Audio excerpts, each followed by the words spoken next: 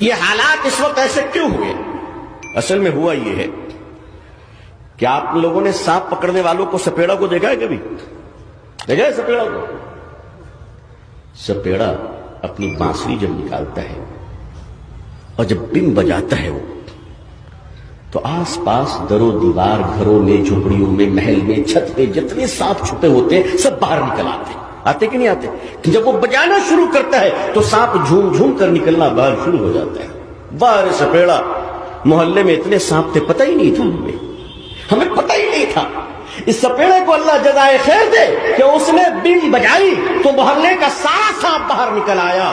اللہ تعالیٰ حضرت مودی صاحب دامت برکاتہم کو، حضرت یوگی صاحب دامت برکاتہم کو جزائے خیر عطا فرمائے۔ برسوں کے بعد ایسا سپیڑا ہمیں ملا ہے جس نے بم بجائی تو ہمارے آستینوں سے سانپ نکل رہے ہیں، مدرسوں سے سانپ نکل رہے ہیں، مسجدوں سے سانپ نکل رہے ہیں، علی گڑھ سے سانپ نکل رہا ہے، روشن دان سے سانپ نکل رہے ہیں۔ اتنے دنوں تک وہ سارے منافقین اور سارے آستینوں کے ساتھ جو اہل حق کی جماعت میں گھس گھس کر کٹ کاٹ رہے تھے، ڈس رہے تھے، ملت کو تباہ کر رہے تھے، یہ تو بیچارے آ گئے۔